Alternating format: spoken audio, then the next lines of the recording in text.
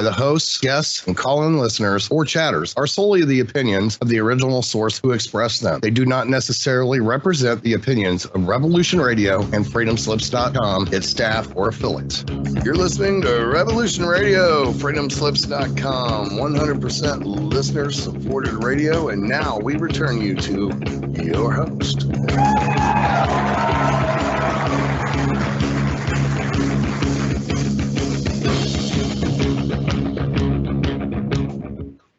Ladies and gentlemen, welcome back to another episode of Cosmic Catastrophe on Revolution.radio. I'm your host, Diamond, and this is my lovely co-host and partner, Leah Shaper.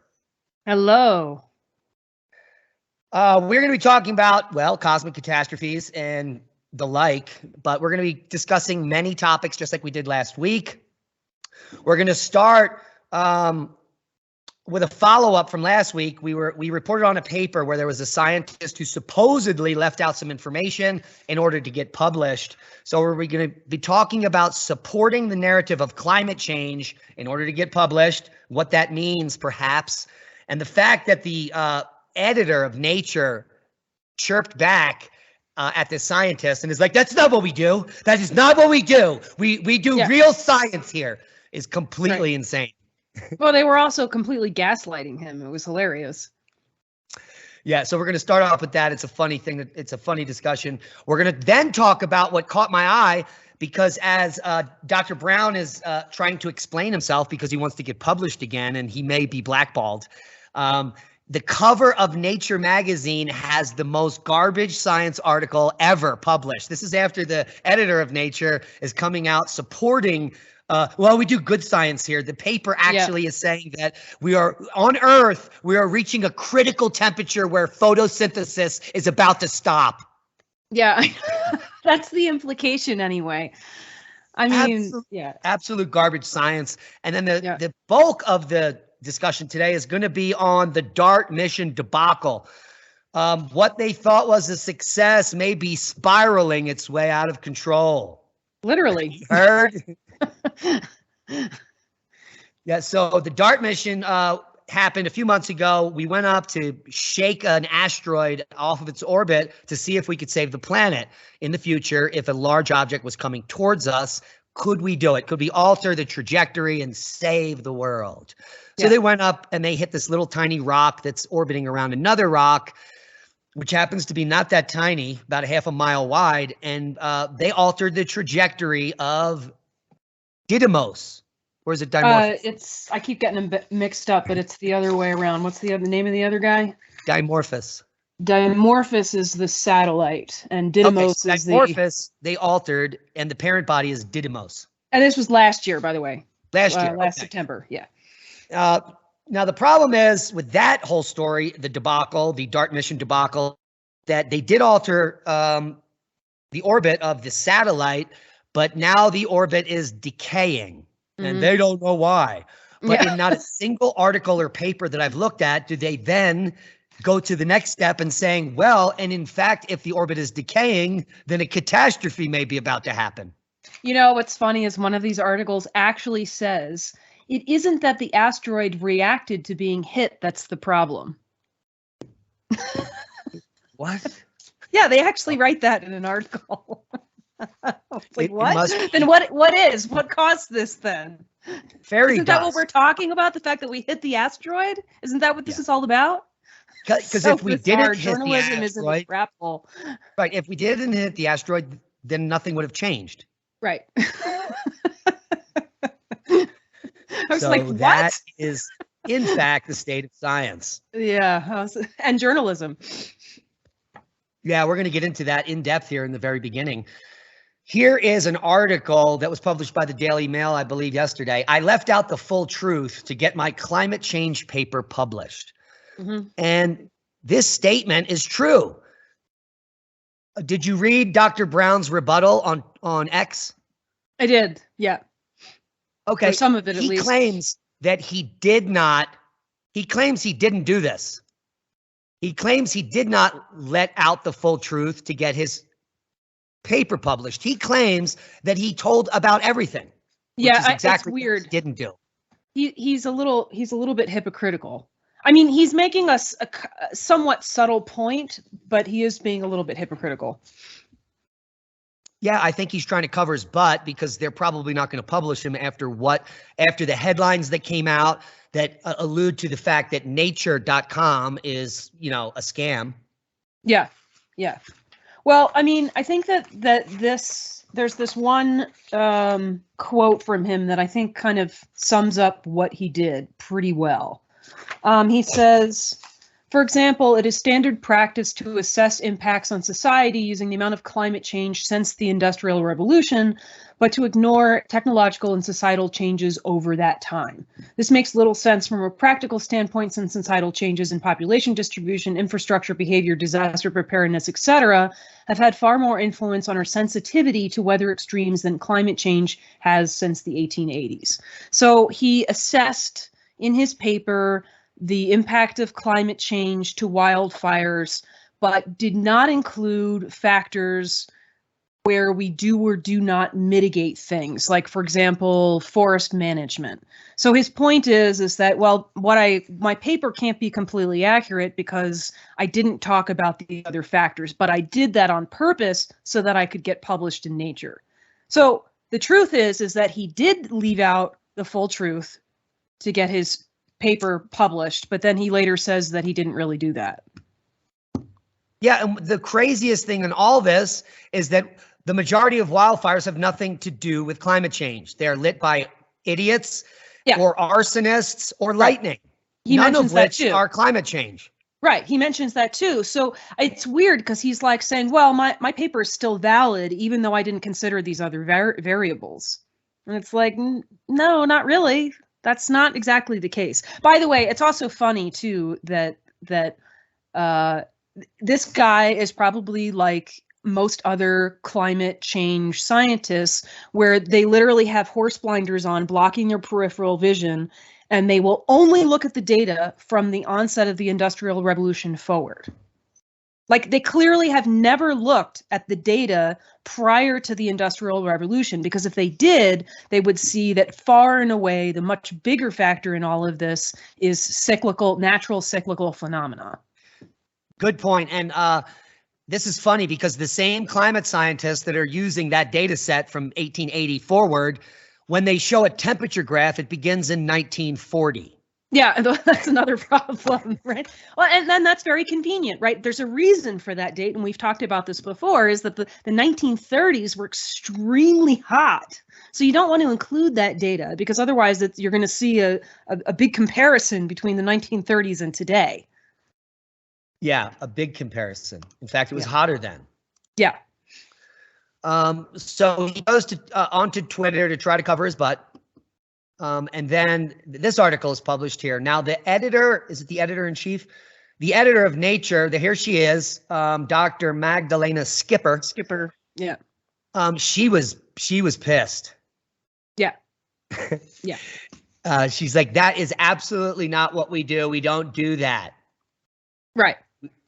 Well, and it's hilarious because I wish I had the quote in front of me and I don't, but Nature, I think through Skipper, basically says, well, our threshold for integrity or whatever is that we include all of the data, like, so that somebody submitted a paper and didn't do that, that's not the kind of science that we practice. It's weird. It's like this weird gaslighting because Brown specifically says, I did not include all of the data because I knew if I did that they wouldn't publish my paper. And then Nature says, well, that's not the kind of science that we publish, but that's what they published.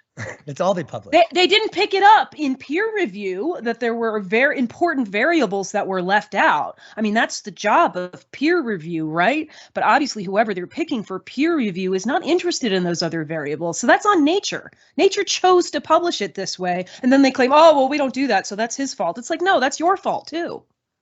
Yeah, and then Dr. Magdalena Skipper goes on, this is the editor of Nature. She goes on to accuse Patrick T. Brown, who is a lecturer at Johns Hopkins University and a doctorate of earth sciences, of poor research practices. It's not his poor research practices. It's his necessity to write a paper that fits or supports certain narratives so he can get published. That's what he's doing. He's not doing science. He's manipulating words to get published, which you need to do if you want tenure and you want to stay at your university. Right. And what's hilarious is that had he never revealed voluntarily on his own that he didn't tell the full truth, or however he wants to put it so that it doesn't make him look bad, had he never done that, this conversation would have never happened. Nature would have never come after him and said, you're highly irresponsible with poor research practices, because that they would have never known, because they're not looking for that apparently in peer review, because they don't actually care about the integrity of science. Yeah, and another good example is the AAAS, which is supposed to be another prestigious journal. Now, I remember almost a decade ago when Göbekli Tepe was first being excavated and discovered and talked about, a paper came out that they published, the first paper of the kind that discussed the hunter-gatherers that built Göbekli Tepe, and they referred to them as a skull cult. And hunter-gatherers, the two of the dumbest. I mean, clearly the people that built Göbekli Tepe, if they did hunt and gather, they were not hunter-gatherers. They were some type of specialized artisans that were creating complex structures for archaeoastronomical purposes that have nothing to do with hunting and gathering or skull cults. Yeah.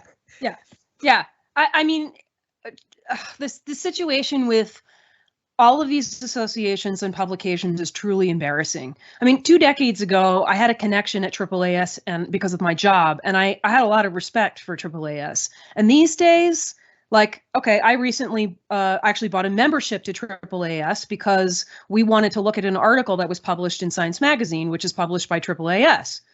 And as soon as I join, the first thing that happens is I get this request for me to fill out like a member profile.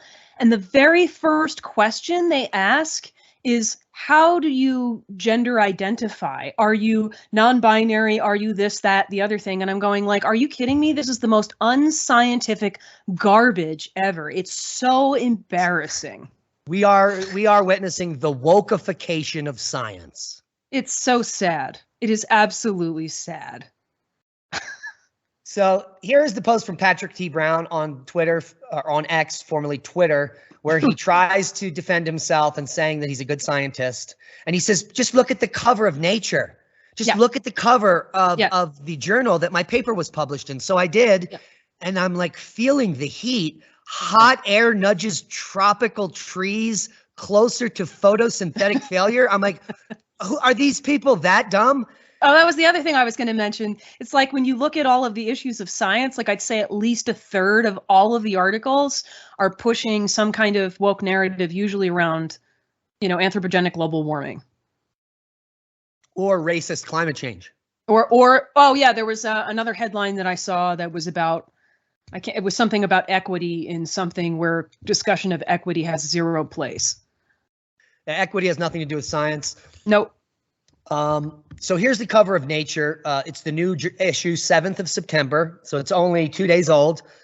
And I can't wait to some people analyze or just simply read this paper and maybe do a quick assessment here. I don't know who these dozen or more scientists are. Not a single one comes to mind here that I've even heard of. But what they're claiming in here is that the critical temperature beyond which photosynthetic machinery, they call it, which is the process in which photosynthesis occurs, it says it begins to fail at 46.7 C. 116 Fahrenheit. Say again? That's 116 Fahrenheit. Okay, which is much lower than the average hottest temperature. The average hottest temperature in Fahrenheit is about 131. It happens in the Middle East every summer. It happens sometimes in Death Valley. Yeah. So this is 20 degrees cooler than that, and they're claiming photosynthesis shuts down. Well, how do olive trees grow in places that get 125 degrees? Well, and the really silly thing about this is, like, even if that's true, like even if they are finding some temperature where the metabolism rate related to photosynthesis slows down or it doesn't function as well, that's only like that's only going to be like one little part of the tree, right? Look at any plant and its process of growth, and there's always some moment where you have a leaf or two that dies off. Like it's not like what every if you're single in a temperate area like here, and for 7 months of the year, deciduous trees are dead. They're not growing. They're growing underground, but they're not alive above the ground. There's no photosynthesis at all occurring. Right. Like it's not a calamity that some of these leaves may not photosynthesize the same way, or some of the leaves may die off. Like it really doesn't matter. That's a natural part of the process. So like to get hysterical about this is hilarious. It goes beyond that, because for those that don't know, we are in the coldest time ever on Earth. Ever. There what may have been two other, let's say, snowball Earth or ice ages hundreds of millions of years ago in the Cambrian, and also we have a cooling period right here. Take a look at this graph. There's another cooling period here between the Carboniferous and the Permian that might be as cold as today. But look, this is a temperature graph. Look at where that is and look at how low it was here, the last glacial maximum. Clearly, we're in the coldest time on Earth. Right. So if we just go back, here is the 0 point where we are on this graph. If we just go back 3 million years, starting there, the temperature has been much warmer for the entire time. Yeah. And during the Paleocene, the Carboniferous, the Triassic, the Jurassic, we were living in a jungle Earth. The planet was a jungle. There was more trees and ferns and things like that because it was 12 degrees C hotter. Right. And the plants were photosynthesizing. Right. But, trees are bad, because Bill Gates now wants to cut down all the trees. Have you seen this headline floating around? He wants to cut down 800 million trees and bury them to sequester the carbon. It's so ridiculous. And then the New York Times, I didn't get a chance to read it because of the paywall, but the New York Times just published some opinion piece about the same thing, that trees are bad. And it's like, what are you talking about? And also, why do they have to be in the ground to sequester the carbon? Like, trees sequester carbon. Like, they intake carbon dioxide. They eat it all day. Right. It's like, what are you talking about? No, plants bad. I mean, these people are, I don't know if they're stupid. I mean, I know they're psychopaths, but it's funny when you look at what they're talking about, because sometimes it doesn't even fit in with their own goals and motives. Like, do they even know what they're talking about? I'm not sure sometimes. Well, no, think about biofuels, which is the newest green energy. They literally clear cut the forest and chip it up in machines which run on fossil fuels to then burn them to make electricity, which creates pollution. Right. So they're literally killing the things that eat carbon dioxide to make electricity, and they call it green. In the process, they're burning them. They're chipping them with fossil fuel equipment. It's absolutely insane. Yeah. This used to drive me crazy, right? Because I was really into the idea of biodiesel. But when you buy biodiesel, it's made, like you said, it's made from fresh plant products instead of making it from waste products like cooking oil and stuff like that, which you can totally do. So it's just really stupid. It's completely antithetical to what should be going on. Yeah. Now, real quick, before we go to break here, we got 10 minutes. This is a reply to the erroneous claims by realclimate.org on the research into the sun's role in climate change. Last week, we talked about the Ceres group, which is Willie Soon's scientific group. That's his website, is Ceres Science, where you can donate and read all of their publications. So Willie says that in the last month, they have co-authored 3 papers in scientific peer-reviewed journals collectively dealing with the twin problems: 1, urbanization bias, and 2, the ongoing debate over total solar irradiance data sets. Now, the urbanization bias in his most recent paper showed that up to 40% of the warming since 1880 can be attributed to bad data and urbanization. And the IPCC claims it's less than 5%. So right off the bat, the powers that be that control the policy and the narrative that is driving us all to poverty and one world government could be off by as much as 35% just in their beginning premise. Mm-hmm. Yeah. Mm-hmm.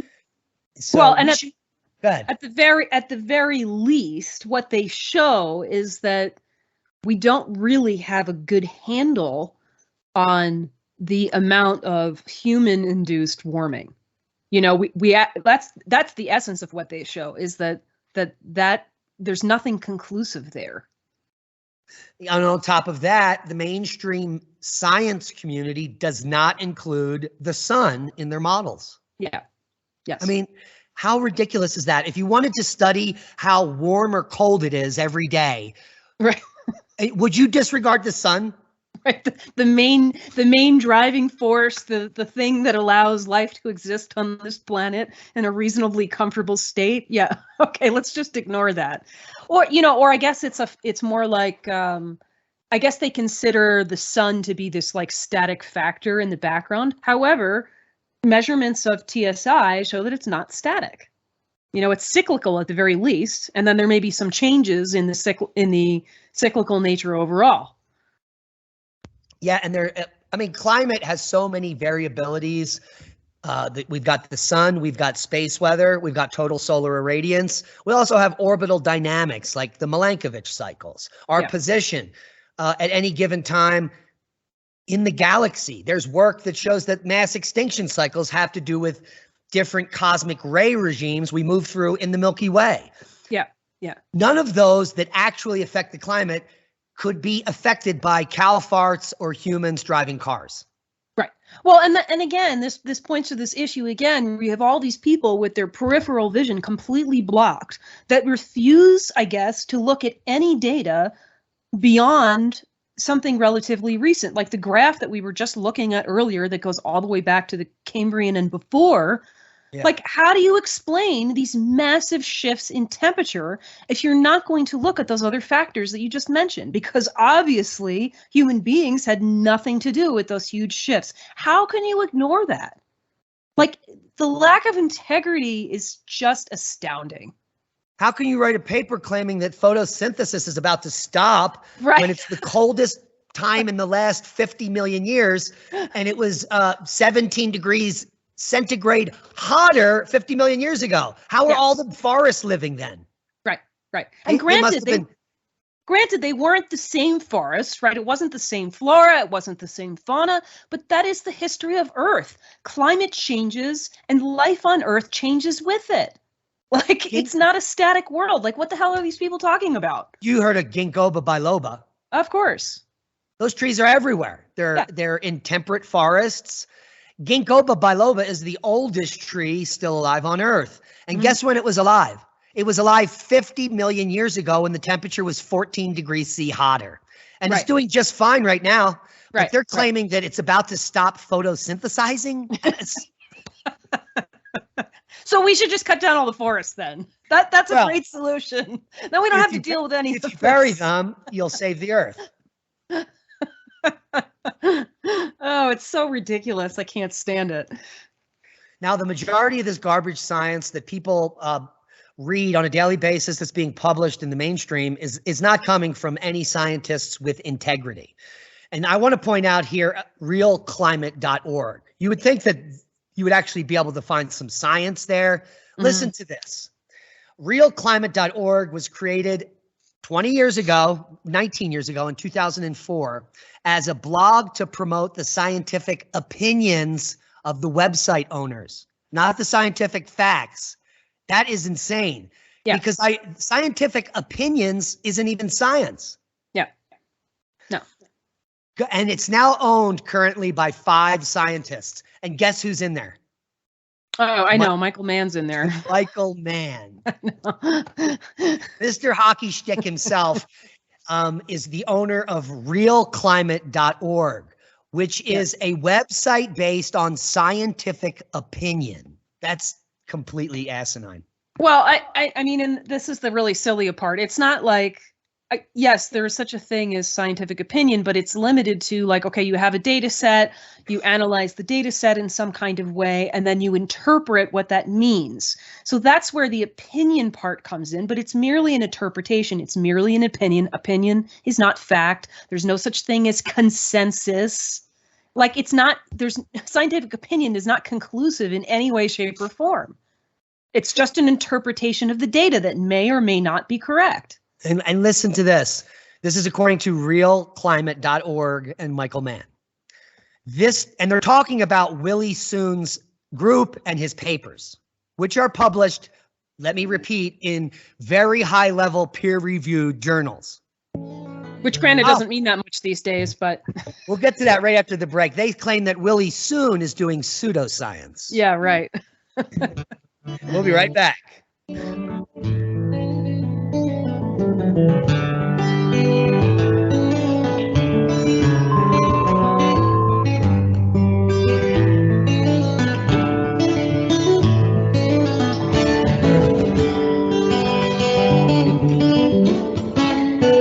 Listen to Revolution Radio at freedomslips.com, and we'll be right back after this message.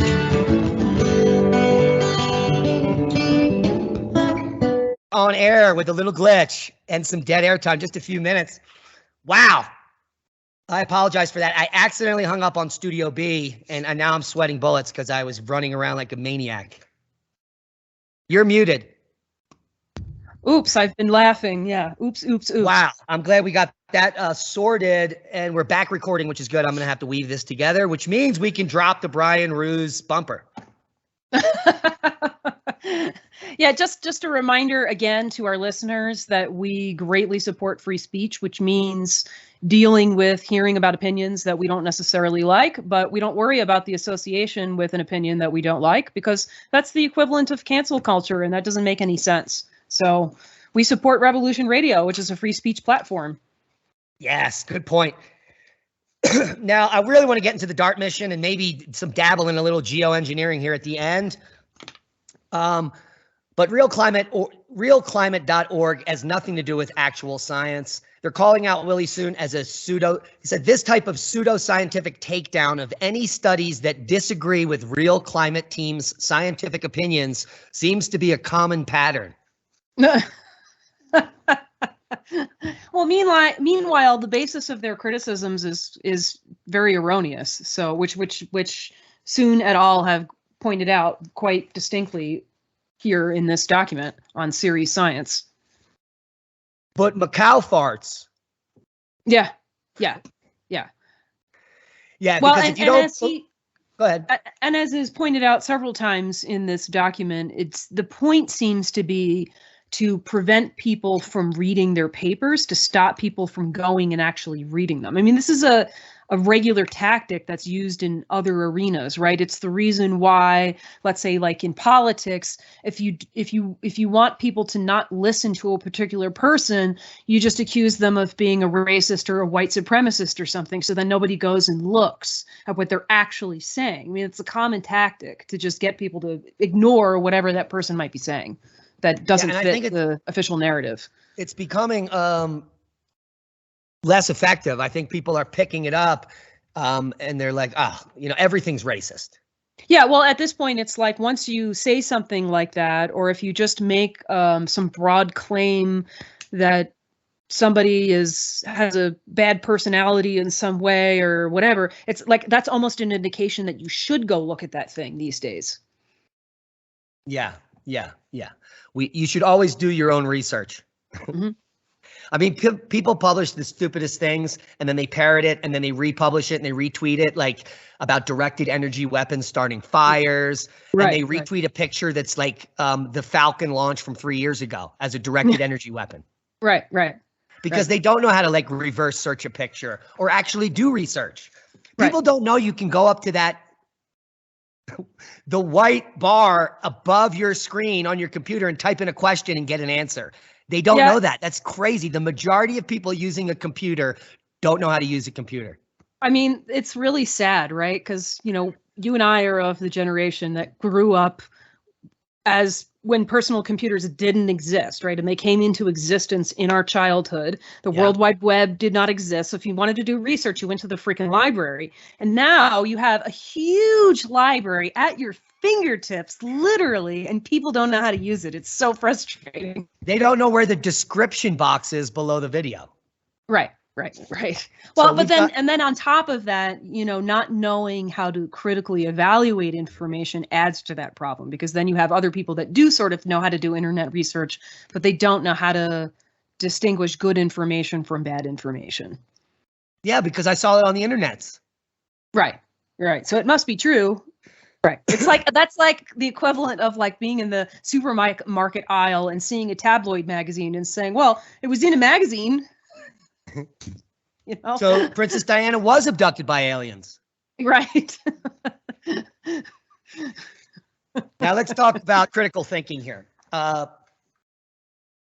NASA's DART mission was sent up there to displace an asteroid to save the Earth. And in fact, they may have destroyed both of these asteroids in doing so. Yeah.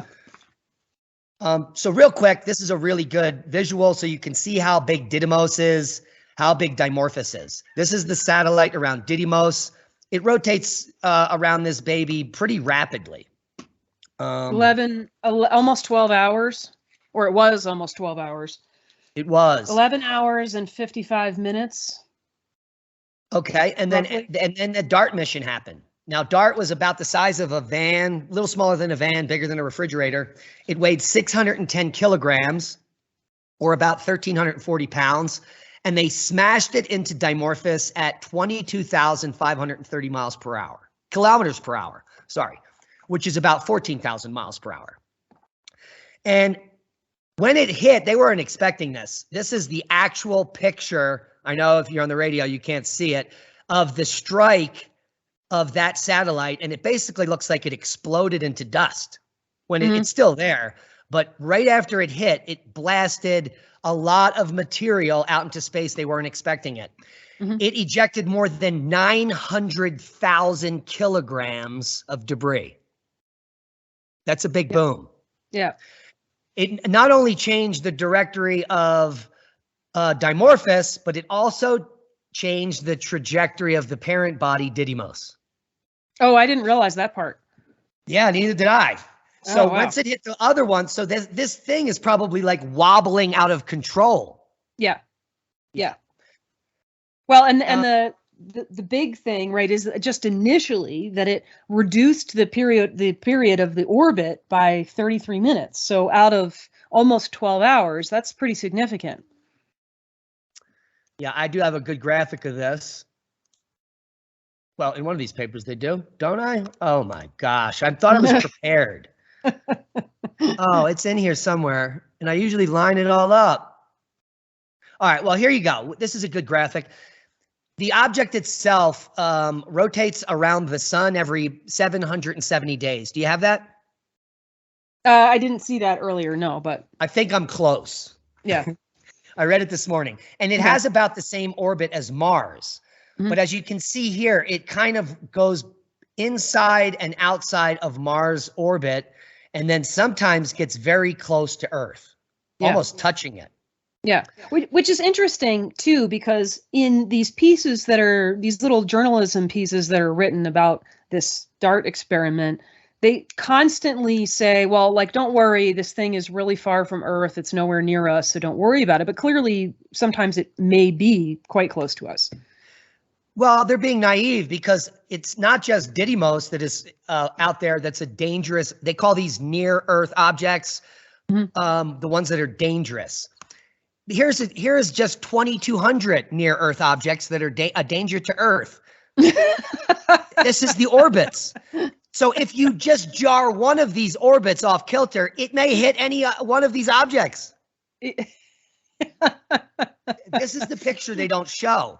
Yeah, and for our audio only folks, I mean, you're looking at like space that's completely filled in with lines of orbits, like literally filling in all of the space. And this is only 2,200 of the tens of thousands of near-Earth objects. Right. It's not all of them. Right. But and if you did them all, you wouldn't see any black space here. It would just be all white lines. Yeah, it's pretty busy out there.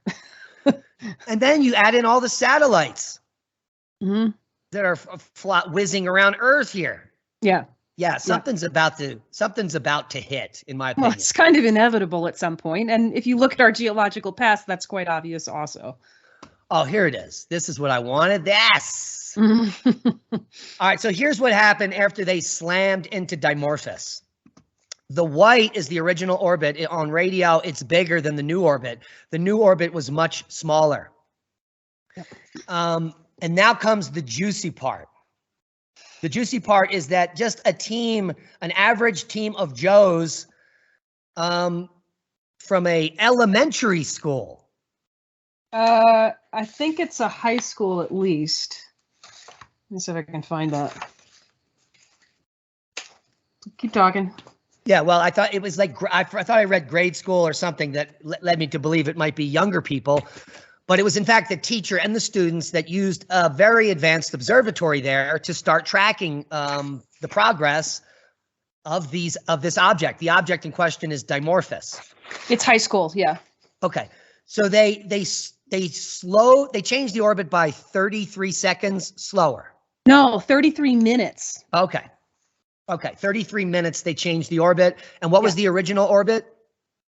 About almost 12 hours. Close to 12 hours. So they knocked a half hour off. Yeah. Now, that was when these students and their teacher looked at Dimorphos for about a month, they found out that it's even getting closer to Didymos.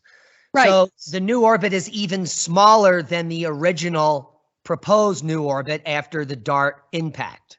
Right, and that was like, I'm sort of seeing some discrepancy in how much slower, but it looks to be about a minute and a half, almost approaching 2 minutes, and that's in a month. That's just all right. So let's month. Extrapolate that to losing 12 minutes a year. At minimum, right? Because at minimum, it'll take a decade or so. As this orbit gets smaller, the rate of, let's say, like deceleration is going to increase as the orbit gets smaller, right? Because you're going to have a greater gravitational impact the closer you get. Yeah, here's a really good example of that. If I could open this up, can I open this? Yeah. So this is an example of what orbital decay looks like. Yeah. It decays slowly and regularly. See how it's wobbling slower and slower, and it reaches a critical point. Yeah. And it rapidly decays to nothing. And what that means is it either impacts a parent body or it burns up in the atmosphere of whatever it's decaying towards. Yeah. Yeah. And this graph also shows, right, that you, like you were pointing out, there's sort of this near constant rate of deceleration, but at some point it becomes exponential. And it kind of falls in. Yeah. Yeah. And I think that sort of exponential deceleration is probably happening the whole way through at a low level. But so 12, we're going to lose 12 minutes at the bare minimum for the next year. And then it will increase year after year. You can kind of see it here. Like for these 4 months, it's flat, and then it gets then the slope changes. Yeah. Steeper, and then it gets steeper, and then boom. Yeah. So it's like a logarithmic effect. Yep. Now, why are we bringing this all up? Because what it suggests is that Dimorphos is spiraling in closer and closer to Didymos, and in a decade or so, will probably hit. Now, what does that mean? Well, nobody knows. Right. Here's the good news. They're sending another satellite up here to look at these objects in 2006. I think they're launching it in 2004, but it's not going to get there till 2024. 2026, it'll get there. We'll get there in 2026. Yeah. Which, I'm curious to know if this orbit will still be maintained at that time. Well, based on what we're talking about here, we should see a minimum of it being, let's say, 25 minutes even slower. So it'll bring it down to 11 hours or so. 12, let's say 12, 12, at least, yeah. But if it's logarithmically, they might get up there and be astonished that it's down to 10 hours or something like that. Yeah. That would suggest that it's just a matter of years until it hits. Right. Now, Didymos does not have an atmosphere, so Dimorphos is not going to burn up as it approaches. Right. In fact, it's only like, 500 feet away. Well, and that'll also slow the orbital decay a little bit, the fact that there's no atmosphere, right? Because if there is an atmosphere, that'll create a drag effect that'll slow things down even faster, but there is no atmosphere here, so that factor is not. Some of the scientists from the DART mission suggest that the 1 million, tons of material blown off of Dimorphos is what's causing the drag and slowing the object. Yeah. What are your thoughts on that?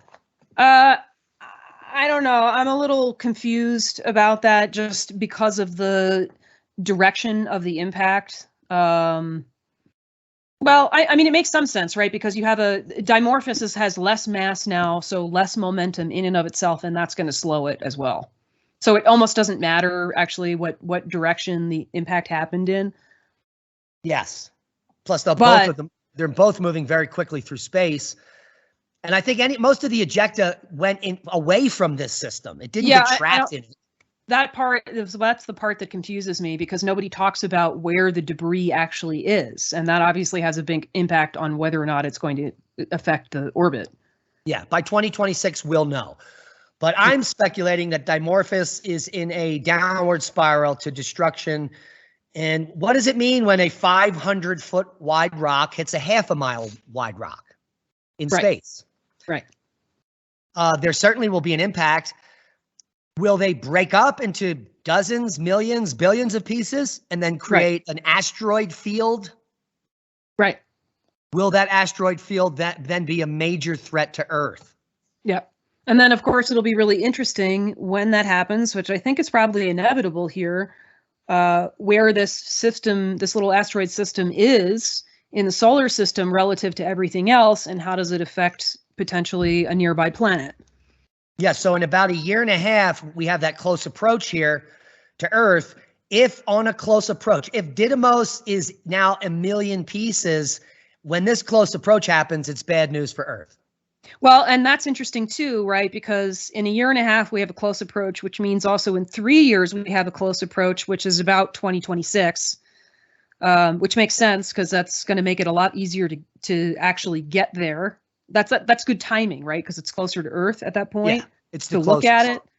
And by that point, 3 years from now, we'll have lost at least 36 minutes at minimum, maybe even up to like 45 minutes. So that's pretty interesting. Other interesting things to look at is Didymos itself. It shows a very unique morphology that lots of electric comets and electric asteroids show.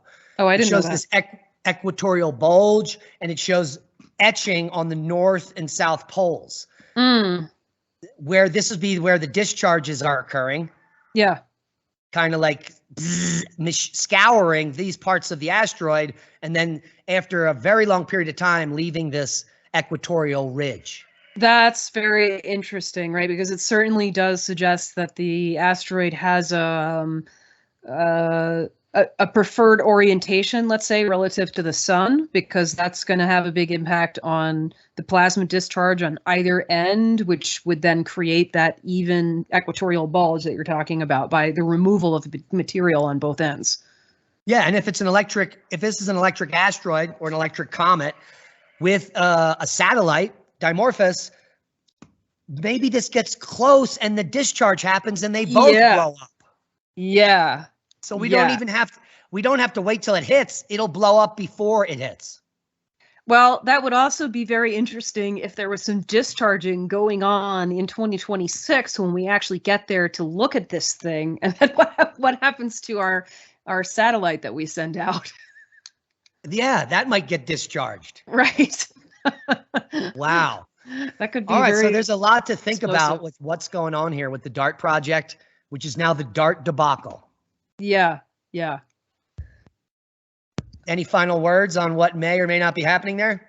I just get this sense in the little journalism pieces that are being written about this. I mean, I mentioned early in the show that there's actually some statement that, what was it again?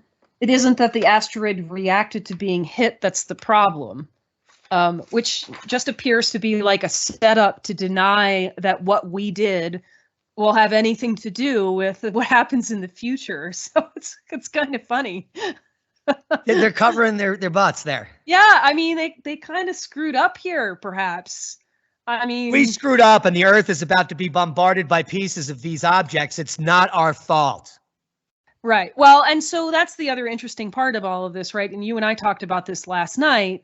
We have a history of being in certain meteor streams, and we've talked about this in other episodes on the show, right? Like we talked about Göbekli Tepe identifying a specific period in time where probably something happened, like we had some kind of impact, and that this probably happens on a semi-regular basis, like based on the idea that a meteor stream is essentially, let's say, like a comet that at some point broke up for whatever reason, and that we intersect the debris field periodically. And depending on how much time has elapsed since a comet blew up, that debris field may be more or less dense, increasing or decreasing our risk of being hit by something.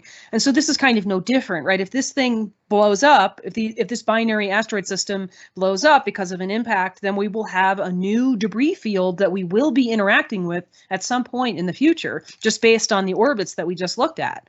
So that's interesting. Yeah, and it's a 2-year periodicity. So that means every 2 years the Earth will be impacted in the initial phases. Well, and think about boom, that. Right? Boom, until all the objects. Yeah. That in and of itself is crazy, right? Because one of the things we talked about in that episode when we're talking about the Taurid meteor stream is, I forget what this concept is called, but like over the course of 6,000 years, we enter the Taurid like debris field 4 times. So let's say 1,500 years, but it's not going to be that regular because of an elliptical orbit. Well, that's only every 1,500 years. This is every 2 years. Yep. Oops. Well, and that's because the Taurid field is huge. We go through it every year, but we only go through the significant parts because of the way it migrates on those longer scales. Right. And then again, of course, over time, as time goes on, the debris field dissipates more and more, so it has less and less impact. But this may be our new problematic debris field, stream of debris that we interact with on a far more regular basis. Yeah, well, thank God we're getting up there in 2 years and we're going to be able to take a look at this. Well, and thank God that these asteroids aren't that big. Yeah, well, a half a mile broken up into a billion pieces is going to be a bad day on Earth. Yeah. It's not insignificant, even though they're small. Won't be a mass extinction. It'll be a bad day. Right. Now, here's the problem with scientists noodling with things they know nothing about, right? Mm-hmm. They didn't think that first they said we might not even move it.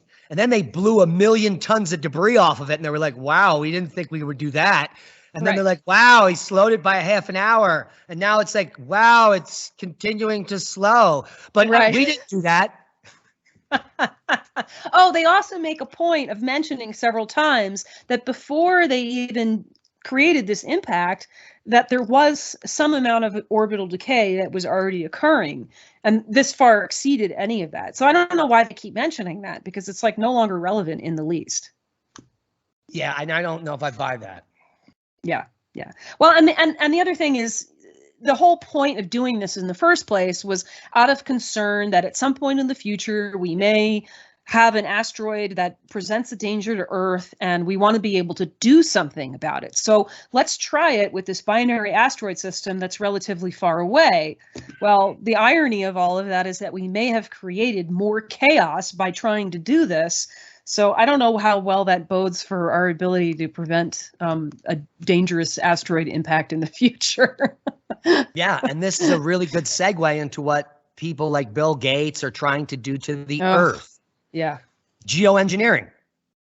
Yeah. It says right here, geoengineering sounds like a quick climate fix, but without more research and guardrails, like don't hit the meteor because we don't know what will happen. It's a costly gamble with potentially harmful results. I think that's putting it lightly. Yeah, we've talked about this years ago, right? Like silver iodide, geoengineering, like presents some potential problems.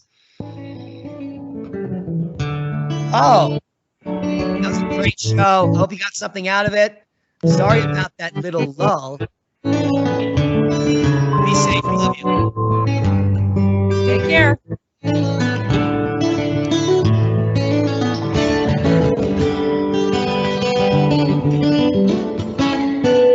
Listen to Revolution Radio at freedomslips.com. We'll be right back after this message.